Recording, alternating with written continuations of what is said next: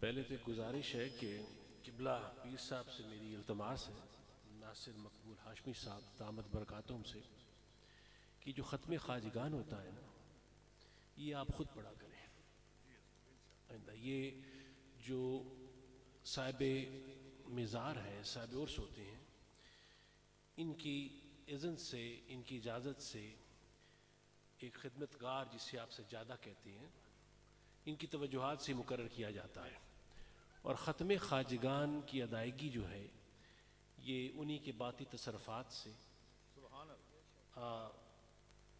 جس کو خدمت کے لیے مقرر کیا جاتا ہے اس تک پہنچتی ہے، اور یہ ان کا کام ہے کہ اس ختم خواجگان کے توسل سے اس فیض کو آگے پہنچائے۔ یہ ایک عام رسمی سا ختم نہیں ہوتا۔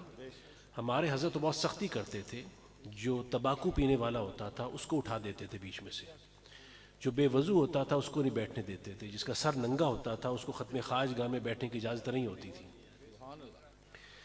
اور جو نشے کا کسی بھی صورت میں عادی ہوتا، چاہے وہ سگریٹ ہی کیوں نہ ہو، حقہ ہی کیوں نہ ہو، اس کو ختم خواجگان کا لنگر کھانے کی اجازت نہیں ہوتی تھی۔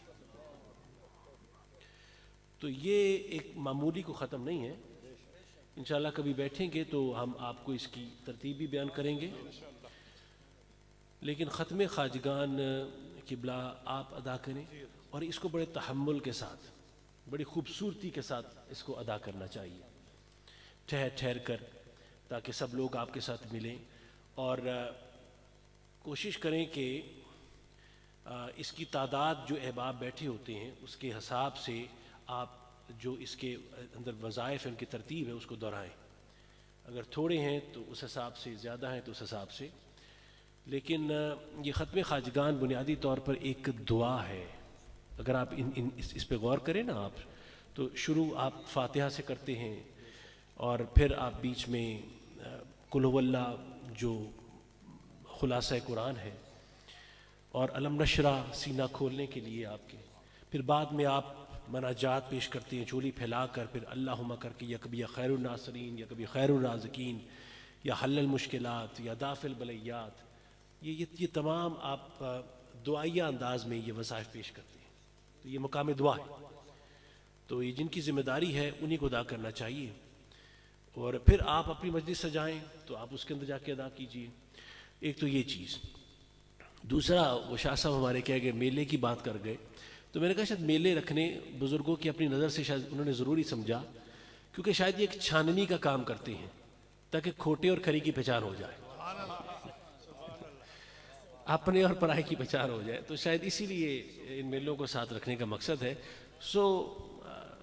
جیسے چاہے نواز دیں، یہ مزاج یار کی بات ہے، تو باقی اللہ تعالیٰ اس حاضری کو قبول فرمائے۔ نحمدہ و نصلی علی رسولہ الکریم، اما بعد، فاعوذ باللہ من الشیطان الرجیم، بسم اللہ الرحمن الرحیم۔ وَلَوْ أَنَّهُمْ إِذْ ظَلَمُوا أَنفُسَهُمْ جَاءُوكَ فَاسْتَغْفِرُوا اللَّهَ وَاسْتَغْفَرَ لَهُمُ الرَّسُولُ لَوَجَدُوا اللَّهَ تَوَّابًا رَحِيمًا۔ صدق اللہ العظیم وصدق رسول النبی الکریم العظیم۔ ان اللہ وملائکتہ یصلون علی النبی یا ایھا الذین آمنوا صلوا علیہ وسلموا تسلیما۔ الصلاۃ والسلام علیک یا سیدی یا رسول اللہ وعلی آلک واصحابک یا سیدی یا حبیب اللہ۔ صاحبان جی وقار، صرف دو باتیں کر کے اجازت چاہوں گا، بیان ہو چکا، مقام دعا کی طرف جانا ہے۔ سورہ نساء کی اس آیت 64 میں غالباً میرے اللہ نے ارشاد فرمایا کہ حبیب، جب یہ لوگ اپنی جانوں پر ظلم کر لیں، وَلَوْ أَنَّهُمْ إِذْ ظَلَمُوا أَنفُسَهُمْ، جب یہ لوگ اپنی جانوں پر ظلم کر لیں، اور پھر بیٹھ جائیں بیٹا باپ، بیٹھ جاؤ 2 منٹ واسطے، اتنے بیٹھو، گل بات سنائیے تانوں، ہیں جی، پھر ملاقاتیں۔ جب یہ لوگ اپنی جانوں پر ظلم کر لیں اور اپنے اللہ سے مغفرت کے طالب ہوں، یعنی تائب ہو جائیں، پہلی چیز ضروری ہے کہ تائب ہو جائیں، اللہ سے مغفرت کے طالب ہوں، ان کی اپنی نیت کے اندر معافی ہو، ان کو ندامت ہو، احساس سے ندامت ہو، اور یہ جولی پھیلا کر فریاد کرے کہ مولا خطائیں ہو گئی، جانوں پہ ظلم کر لیا، اور پہلے اپنی نیت کو واضح کریں کہ مولا ہم توبہ کرنے آئے ہیں اور مغفرت کے طالب ہوں۔ پھر جب ان کی نیت واضح ہو گئی اور ان کا عقیدہ مضبوط ہے کہ یہ تائب ہونے کے لیے آئے ہیں، اپنی گناہوں سے توبہ کے لیے آئے ہیں، تو حبیب خدا جب ان کی نیت ٹھہر گئی پھر یہ آئیں آپ کے پاس اور آپ بھی ان کی مغفرت کی سفارش فرما دیں. وَلَوْ أَنَّهُمْ إِذْ ظَلَمُوا أَنفُسَهُمْ جَاءُوكَ فَاسْتَغْفَرُوا اللَّهَ وَاسْتَغْفَرَ لَهُمُ الرَّسُولُ، کہ جب حبیب خدا یہ آئیں آپ کے پاس اور آ کر آپ سے مغفرت کے طالب ہوں، آپ سے دعا کروائیں، آپ کی شفاعت چاہیں، آپ کو وسیلہ بنائیں اور آپ کا دامن تھام کر اللہ سے مغفرت کے طالب ہوں، تو حبیب خدا اب چونکہ آپ کا نام نامی آ گیا، آپ کا اسم گرامی آ گیا، انہوں نے آپ کا دامن تھام کر اپنی جھولی کو میرے حضور پھیلا دیا ہے، تو اب میری محبت یہ کہتی ہے چونکہ آپ کا نام آ گیا، آپ کا وسیلہ آ گیا، اس لیے لوجد اللہ تواب الرحیمہ، اللہ ضرور بالضرور، یقیناً بالیقین، کوئی شک کی گنجائش نہیں ہے، ہر طرح کے شکوک و شکایات ختم کر دیے ہیں، اللہ آپ کے صدقے میں حبیب خدا ان کی توبہ کو ضرور قبول کرے گا، ان کی توبہ کو ضرور قبول کرے گا، کوئی شک نہیں. کیٹیگوریکلی خدا نے فرما دیا، آپ کا نام آیا اس لیے ہم نے ان کی توبہ کو ضرور قبول فرمایا. سامان جی وقار، اس آیت کو ذہن میں رکھیے، یہ مقام وسیلہ پر آئے تھے کہ حضور کا وسیلہ تھامنے سے ہمیں اللہ کی طرف سے مغفرت، اس کے غفور الرحیم ہونے کا فیض ہم پر جاری ہو رہا ہے. اب آئیے سورہ نصر پر. یہ سورہ نصر جو ہے یہ کچھ فقہا کے نزدیک آخری سورہ ہے جو کملی والے مصطفیٰ کے سیرہ الم نشرح پر نازل ہوا. بعض کا خیال ہے کہ تمام نعمت والی آیت کہ الیوم اکملت لکم دینکم واتممت علیکم نعمتی، یہ آیت شاید آخری آیت ہے، لیکن کچھ کا خیال یہ ہے فقہا کا، ہن اے کتے چلے نے پڑھ کے آگے سے ہن تو واپس نہیں آنا ہے تو اتھوں دا اتھی نکل جا باہر. اب یہ محفل کے آداب ہے، وہ پتہ نہیں کیسے برداشت کرتے ہیں، لیکن میری برداشتی چیز باہر ہے. تو اگر آپ محمد کے ہو تو محمد کے بن کے دکھاؤ. اب یہ بات ہوتا ہے کہ یہ ذکر نبی ہو رہا ہے، موبائل ہمارے پاس بھی ہیں، ہم نے بھی رکھے ہیں، گھنٹیاں ہماری بھی بج رہی ہیں، گھروں میں ہمارے بھی بچے بار انتظار کرتے ہیں، ماں انتظار کرتی ہیں، لیکن جب کمی والے مصطفیٰ کا ذکر ہو رہا ہے تو فقط یہ مت کہیے کہ نعروں کی حد تک کہ ہمارا سب کچھ قربان ہے حضور پر. نہیں، پھر کر کے دکھاؤ. تم سے موبائل تو تمہارا قابو نہیں ہو رہا اور تم اپنی جان نبی پر وارنے کے لیے تیار بیٹھے ہو. اس موبائل کو تو قابو کر لو پہلے، باقی باتیں بعد میں ہوتی رہیں گی. اب سنیے کہ سورہ نصر فقہا کے نزدیک کہ کچھ فقہا کے نزدیک یہ آخری سورہ ہے جو کملی والے مصطفیٰ کے سینہ الم نشرح پر نازل ہوا. اور اس سورہ میں کیا فرمایا کہ اذا جاء نصر اللہ والفتح ورأیت الناس يدخلون فی دین اللہ افواجا فسبح بحمد ربک واستغفر انہ کان توابا، کہ جب لوگ اپنے اللہ کی تسبیح بیان کریں اور مغفرت کے طالب ہوں تو انہ کان توابا، تو اللہ ان کی توبہ قبول کرنے والا ہے. یعنی غور کیجئے کہ پہلی آیت میں وسیلے کا ذکر تھا، لیکن اس سورہ نصر کی آیت میں وسیلے کا ذکر نہیں ہے. یعنی آپ بغیر وسیلے کے خدا سے مغفرت مانگ رہے ہیں، ڈائریکٹ مانگ رہے ہیں کہ وہ سننے والا ہے بے شک.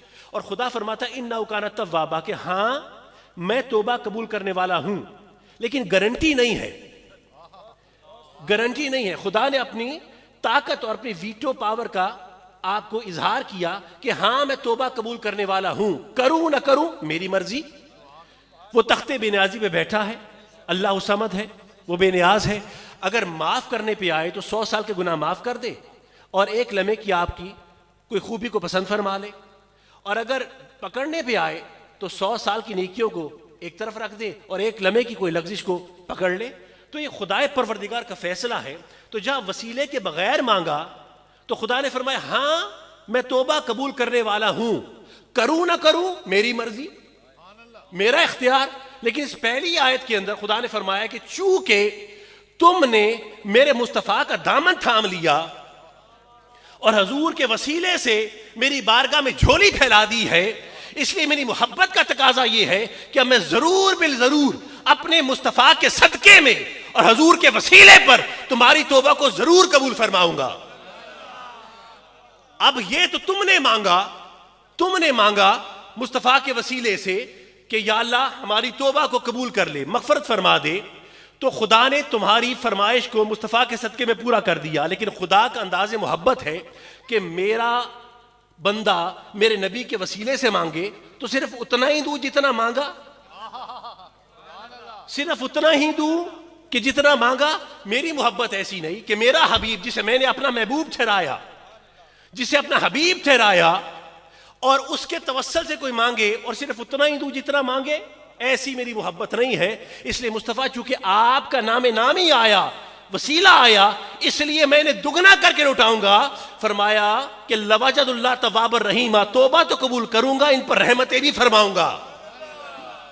توبہ تو قبول کروں گا لیکن ان پر رحمتیں بھی فرماؤں گا.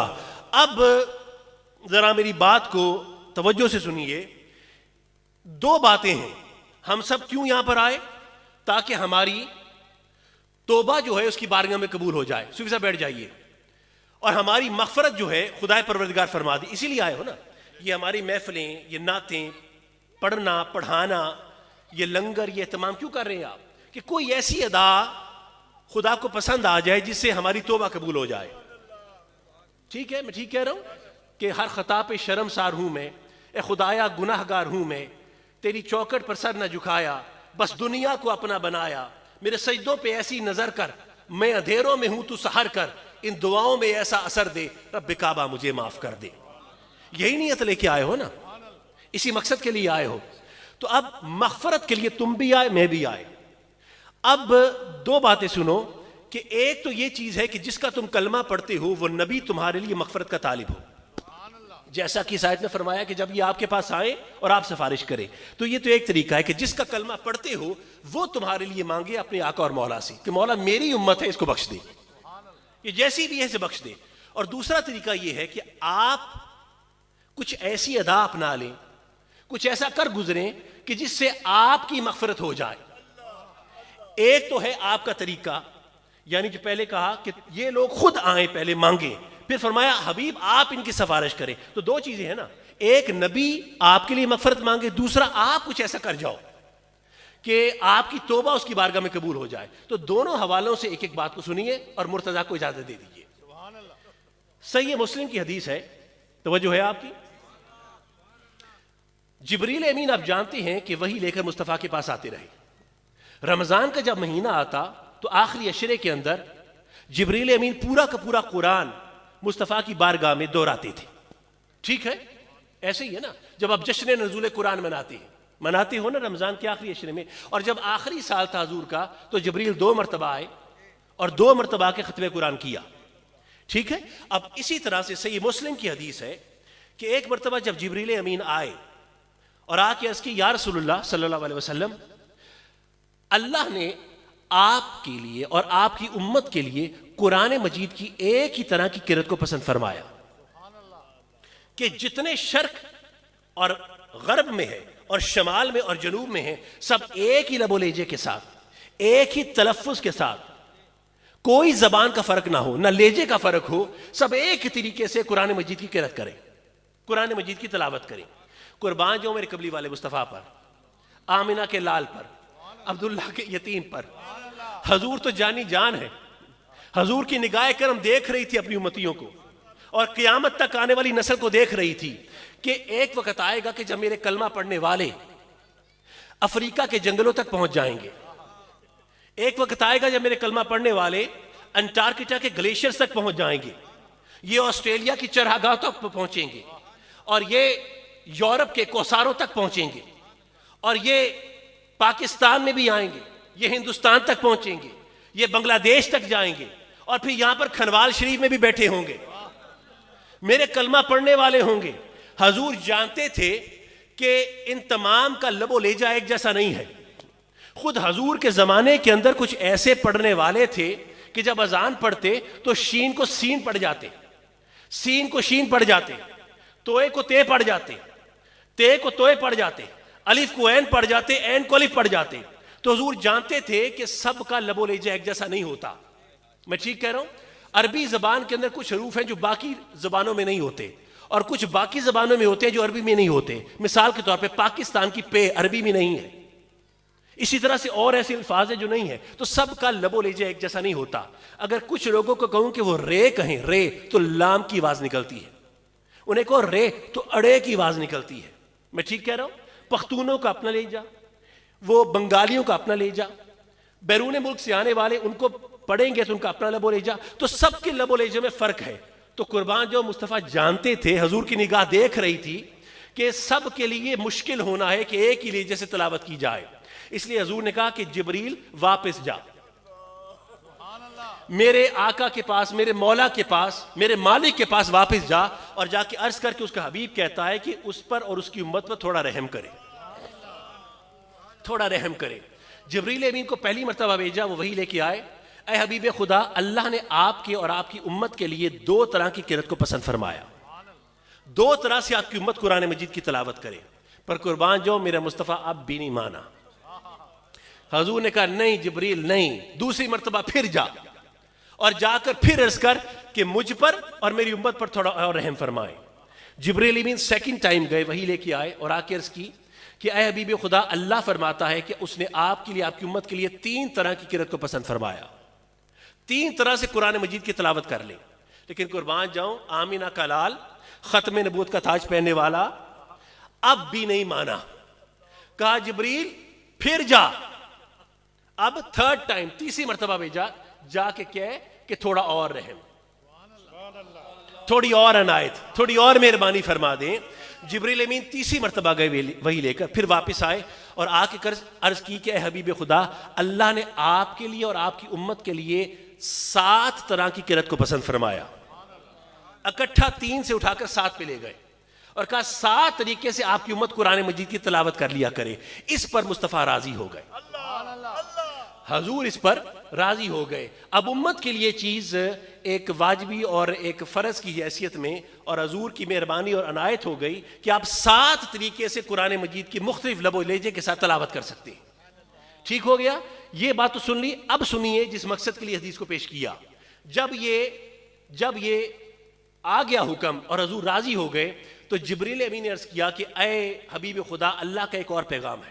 صحیح مسلم، ایک اور پیغام ہے، اور وہ یہ کہ جو آپ کو 3 مرتبہ زحمت اٹھانی پڑی ہے نا کہ جبریل پھر جا، پھر جا، پھر جا، اللہ کو یہ بھی پسند نہیں آئی. توجہ ہے آپ کی؟ چاہیے تو یہ تھا کہ اللہ ناراض ہو جاتا کہ حبیب تو کون ہوتا ہے کہ بار بار بھیج رہا ہے، ایک ہی مرتبہ راضی ہو جا. پر خدا کی قسم اللہ ناراض نہیں ہوا، بلکہ پیغام کیا بھیجا، جبریل میرے حبیب کو تکلیف اٹھانی پڑی ہے تجھے بار بار بھیجنے کی کہ پھر جا، پھر جا، پھر جا.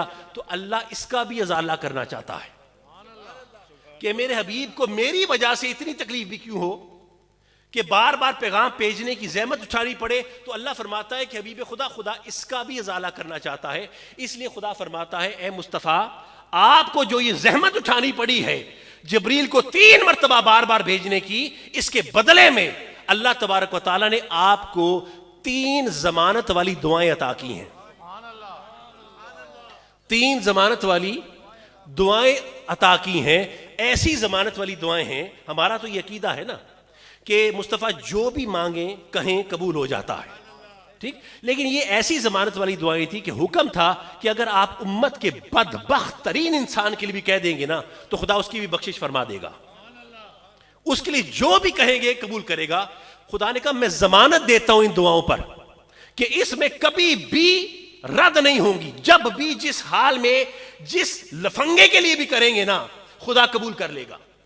یہ کتنی ملی دعائیں؟ 3. محدثین کا کہنا ہے، فقہا کا کہنا ہے کہ ہر نبی کو ایک ایک ضمانت والی دعا ملی تھی. کتنی؟ یہ سننے والی بات ہے، ایک ایک ضمانت والی دعا. آمینہ کے لال کو 3 ضمانت والی دعائیں ملی. اب مزیدار بات سنیے، جتنے سارے انبیاء آئے نا باقی جن کو ایک ایک دعا ملی، ان سب نے اس دعا کو یوز جب کیا، استعمال کیا نا، تو کچھ نے اپنے نفس کی سلامتی کے لیے، جان کی سلامتی کے لیے استعمال کیا، کچھ نے ذریت کے لیے یوز کر لیا، آل اولاد کے لیے، کچھ نے تبلیغ کے رستے پہ معجزات مانگ لیے.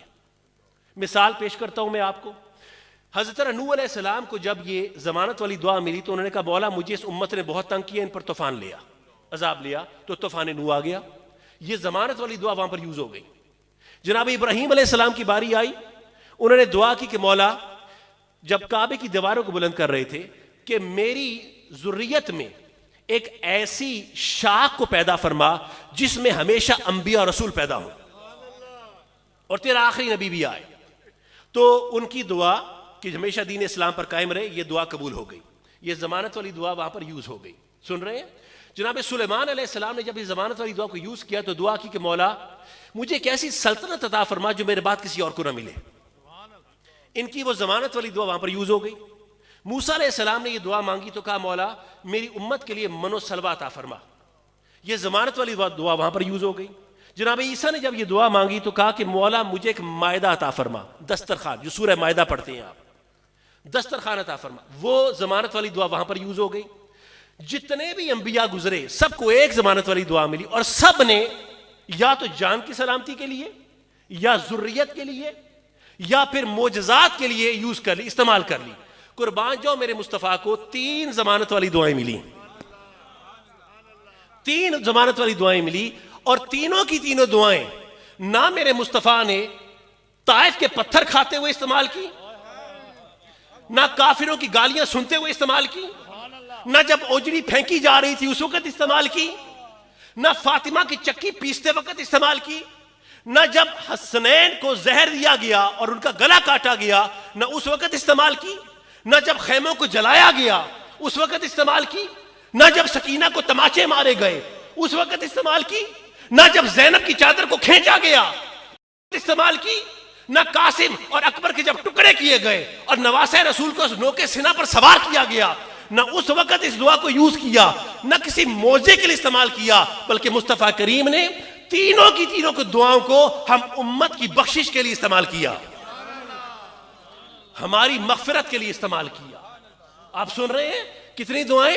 3. ایک دعا بھی مصطفیٰ نے نہ اپنے نفس کے لیے نہ بچوں کے لیے نہ پھر معجزات کے لیے استعمال کیا, بلکہ تینوں دعاؤں کو امت کی مغفرت کے لیے استعمال کیا. پہلی دعا کی اور کیفیت سنیے, غار کے اندر ہے, ماتھا رکھا ہوا ہے زمین پر, اشکوں سے داڑھی بھیگ چکی, ایک روایت میں کہ داڑھی کو کھینچتے تھے سجدے کی حالت میں, اور کیا کہتے تھے کہ اللہم اغفر لی امتی, اللہم اغفر لی امتی, یا اللہ میری امت کو بخش دے.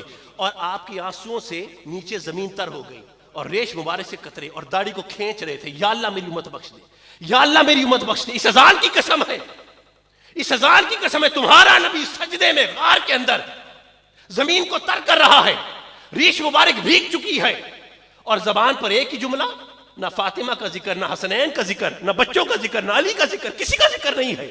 یا اللہ میری امت کو بخش دے, یا اللہ میری امت کو بخش دے. لوگ ڈھونڈتے ہیں, صحابہ کرام تلاش کرتے ہیں کدھر چلے گئے مصطفیٰ, اور مصطفیٰ کے غار میں ہمارے لیے رو رہے ہیں کہ یا اللہ میری امت کو بخش دے. کبھی فرماتے ہیں ربی حبلی امتی, کبھی کہتے ہیں کہ اللہم اغفر لی امتی. تو پہلی دعا کو جب یوز کیا تو یہ فقہا نے لکھا کہ ہمارے کبیرہ گناہوں کے لیے, کبائر گناہ کے لیے استعمال کیا. یا اللہ میری امت کے کبیرہ گناہ, سمجھتے ہو کبیرہ گناہوں کو, اس کو بخش دے. یا تم خوش نہیں ہوئے اس اذان کا حلف دے کے کہو کہ کوئی ایسا نبی دیکھا تم نے جہاں میں کہ تمہارے کبیرہ گناہوں کے لیے, یہ فقہا نے محدثین نے بیان کیا کہ آپ کے کبیرہ گناہوں کے لیے حضور نے ضمانت والی دعا کو یوز کیا ہے, ضمانت والی دعا کو. اور پھر دوسری دعا کی, پھر فرمایا اللہم اغفر لی امتی, یا اللہ میری امت کے چھوٹے صغیرہ گناہ یعنی صغائر گناہ کو بھی بخش دے. کیونکہ حضور جانتے تھے کہ بڑی لکڑیوں کو آگ بعد میں لگتی ہے, پہلے چھوٹی چھوٹی لکڑیوں سے لگتی ہے. اس لیے میں یہ قسم بھی پوری کر دوں, سن رہے ہو میری بات کو, یا اللہ میری امت کے چھوٹے گناہ بھی بخش دے اور بڑے گناہ بھی بخش دے. تیسری دعا پھر یہ کی کہ اللہم اغفر لی امتی, اور یہ دعا حضور نے معاشر کے لیے سنبھال کے رکھ لی. کس کے لیے؟ معاشر کے لیے سنبھال کے رکھ لی کہ وہاں پر بھی کام آئے گی یہ دعا, وہاں پر بھی بولیے کام آئے گی دعا. اب آپ کو یہ کوشچن کرنے کا حق ہے اہل کھنوال, جو میری گفتگو کا بوجھ برداشت کر رہے ہو, آپ یہ پوچھنے کا حق ہے کہ یہ جو باقی نبی گزرے کسی کو اپنی امت کا خیال نہیں آیا؟ کوئی ایک تو مانگتا کہ اللہ ہماری امت کو بھی بخش دے. تو میرا وجدان یہ کہتا ہے, یہ میرا وجدان کہتا ہے کہ وہ سارے نبی بڑے سیانے تھے, وہ سارے نبی بہت سیانے تھے. وہ جانتے تھے کہ ہم اپنی اپنی دعاؤں کو اپنے مقصد کے لیے یوز کر لیتے ہیں, یہ جو آخری نبی آئے گا نا یہ بڑا لجپال نبی ہوگا, یہ لج رکھنے والا نبی ہوگا, اور یہ رحمت للعالمین ہوگا. یہ صرف اپنے عالم کی رحمت نہیں ہے, ہم سب کی عالموں کی رحمت ہے. اور فقط اپنے زمانے کا نبی نہیں ہے, یہ ہر زمانے کے نبی, ہر زمانے کا نبی ہے. اب وہ سارے بڑے سیانے تھے, وہ بولیے وہ آپ نے پڑھ رکھا کہ وَإِذْ أَخَذَ اللَّهُ مِيثَاقَ النَّبِيِّينَ لَمَا آتَيْتُكُم مِّن كِتَابٍ وَحِكْمَةٍ ثُمَّ جَاءَكُم رَّسُولٌ مُصَدِّقٌ لِّمَا مَعَكُمْ لَتُؤْمِنُنَّ بِهِ وَلَتَنصُرُنَّهُ. یہ لَتُؤْمِنُنَّ کا معنی سمجھا دیجئے مجھے کہ یہ سارے انبیاء یوم میثاق پر حضور پر ایمان لے کے آئے. میرا کوشچن ہے اہل کھنوال, آپ کس پر ایمان لائے ہو؟ نبی پر. تو آپ نبی کے کیا لگے؟ امتی, مومن. اور حضور آپ کے کیا لگے؟ نبی. ٹھیک, یوم میثاق پر سارے نبی مصطفیٰ پر ایمان لائے, تو سارے نبی حضور کے کیا لگے؟ امتی. حضور ان کے کیا لگے؟ نبی. یہی وجہ ہے کہ شب اسرا جب مسجد اقصیٰ کے اندر صفیں درست کی گئی تو حضور کو سامنے کھڑا کر کے بیان کر دیا گیا کہ یہ نبی ہے اور پیچھے والے سارے امتی ہیں, یہ پیچھے والے سارے امتی ہیں. تو جانتے تھے کہ بڑا لجپال نبی ہے اور یہ ہر زمانے کا نبی ہے, ہمارا بھی نبی ہے. اس لیے جب یہ اپنی آخری دعا کو استعمال کرے گا نا یوم محشر پر, تو جہاں پر اپنی امت کو بخشائے گا وہاں پر ہم سارے بھی بخشے جائیں گے,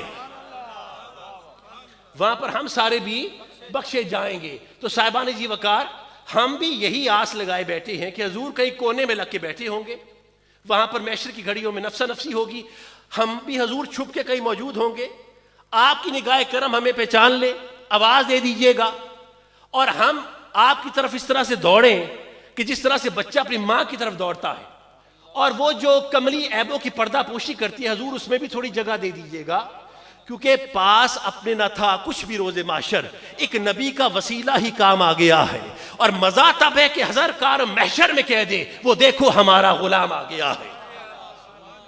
اور پرسان عمل پیش خدا کوئی نہ ہوگا, اس رحمت عالم کے سوا کوئی نہ ہوگا, ان کے توسل سے خدا ہی کو پکارو, ان جیسا مددگار دعا کوئی نہ ہوگا. تو یہ تو آمنہ کا لال ہے, اور کیا خوب حق ادا کیا کہ نہیں کیا. یعنی حضور نے تینوں دعاؤں کو تمہارے لیے یوز کر دیا کہ یا اللہ میری امت کی مغفرت فرما دے. کیا تم خوش نہیں ہوئے؟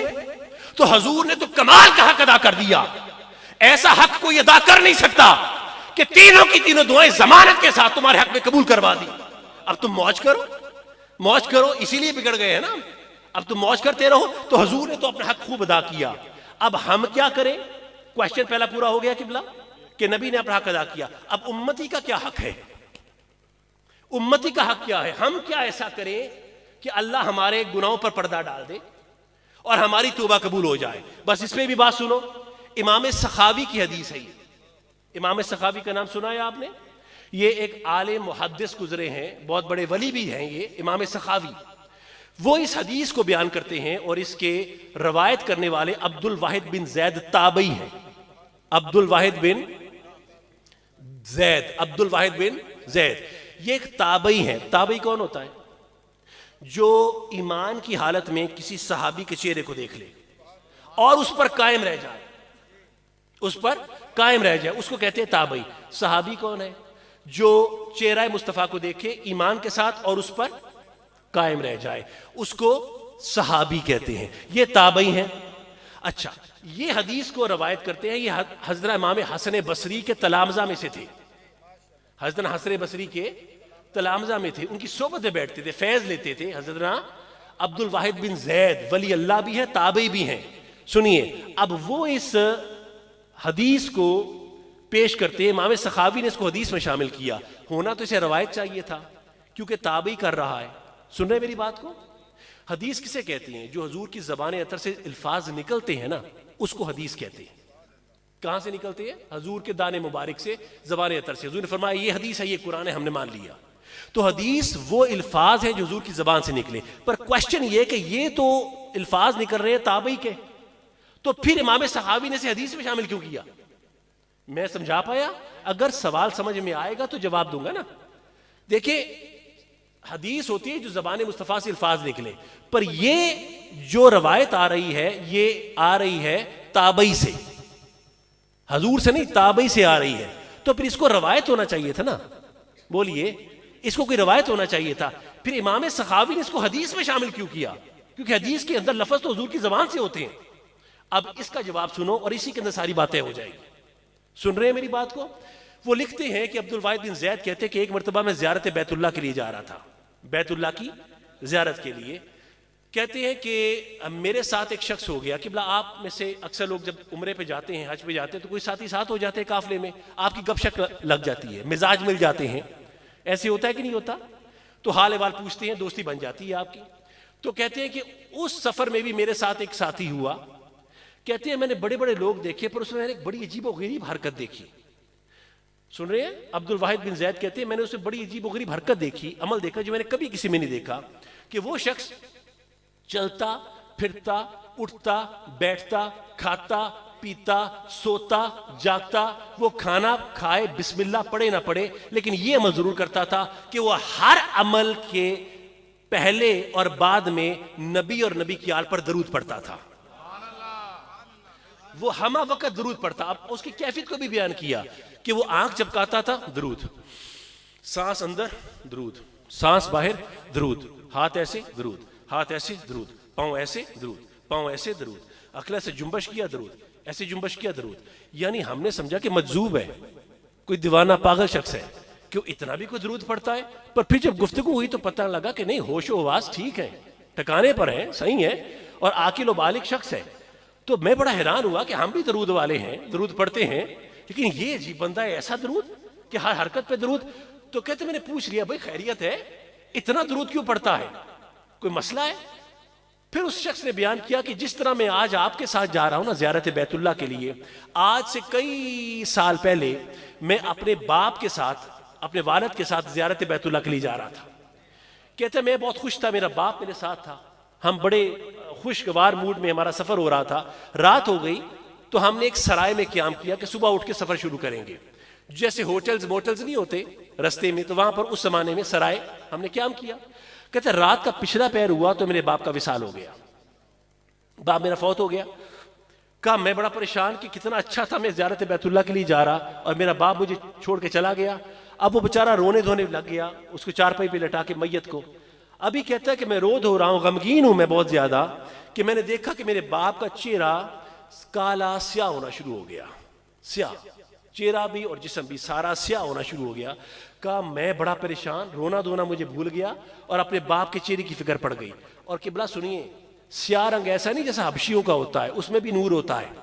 کہا یہ ایسا کسی نے جلا کے راکھ کر دیا ہو، ایسا کہ جیسے نحوست ٹپک رہی ہو، چہرہ بتاتا ہے کہ اس پہ عذاب ہے.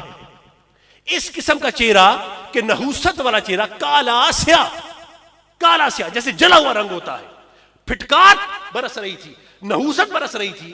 کہا مجھے رونا بھول گیا اور باپ کے چہرے کی فکر پڑ گئی کہ میرے باپ کو کیا ہو گیا. اور کہتے ہیں میرا باپ گورے رنگ کا تھا، میرا باپ گورے رنگ کا تھا اور وہ کالا سیاہ نحوست والا چہرہ ہو گیا. میں نے شرم کے مارے باپ کے چہرے پر کپڑا دے دیا کہ کوئی شخص دیکھ نہ لے میرے باپ کے چہرے کو. تو کہتے ہیں کہ ابھی میں کبھی روؤں کبھی پریشان ہوں.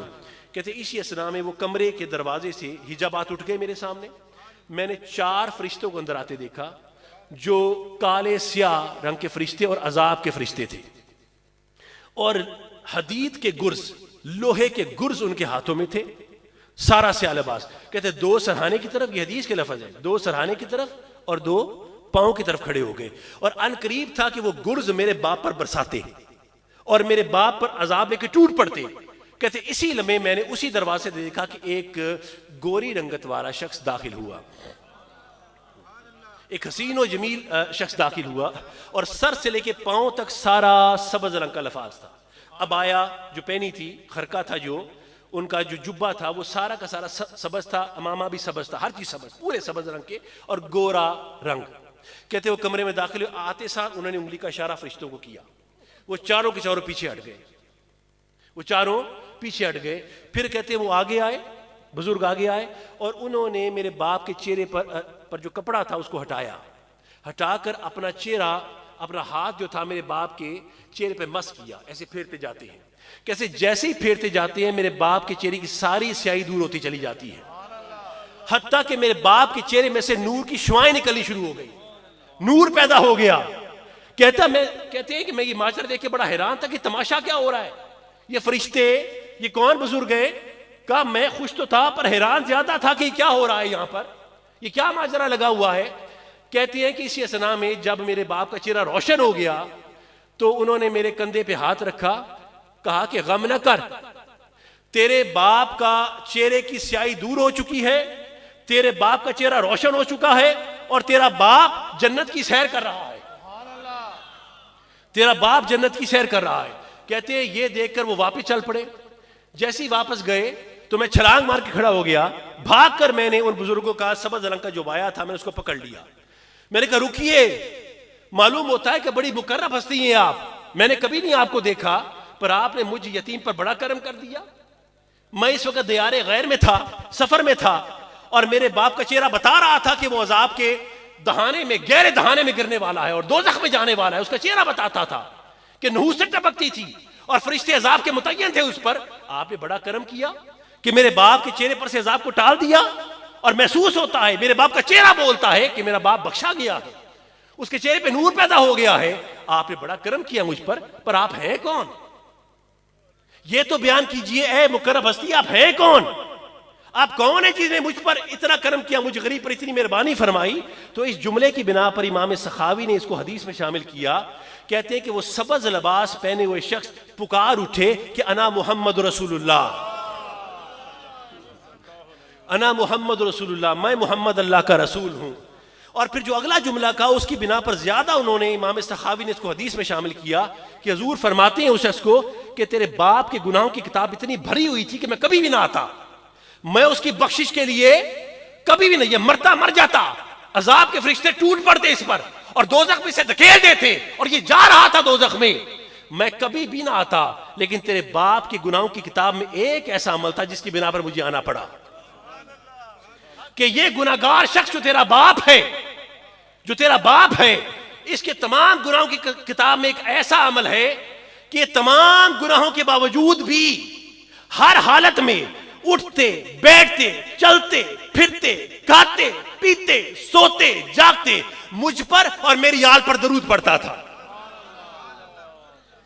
اس لیے چونکہ مجھ پر میری آل پر درود پڑتا تھا، اس لیے میں یہاں پر آیا ہوں اور میں نے تیرے باپ کی شفاعت کر دی ہے، اب مبارک ہو، تیرا باپ جنت کی وادیوں میں سیر کر رہا ہے، تیرا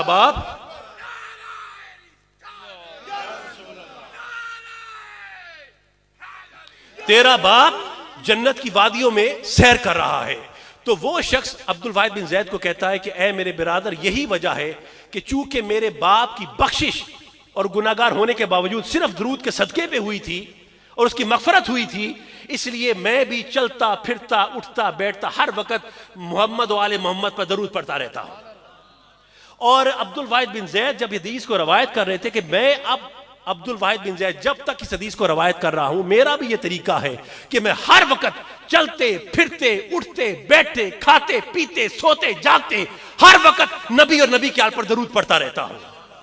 تو ایک بات تو طے ہے دوستو اہل کھنوال کہ آپ نمازیں پڑھو، روزے رکھو، حج ادا کرو، زکاتیں دو، چاشت پڑھو، تہجد پڑھو، اوابین پڑھو، ذکر کرو، آب زمزم پیو، حجر اسود کے بوسے لو، جا کر طواف کعبہ کرو، اللہ قبول کرے نہ کرے، لیکن میرا یہ عقیدہ ہے کہ اگر روز محشر کوئی چیز برسات بن کر دوزخ کی آگ پر برسے گی نا تو وہ درود محمد ہی ہے، کیونکہ خوب نام محمد ہے اے مومنو جس میں نکتہ بھی رب کو گوارا نہیں، خود خدا نے نبی سے یہ فرما دیا جو تمہارا نہیں وہ ہمارا نہیں، وما علینا الا البلاغ۔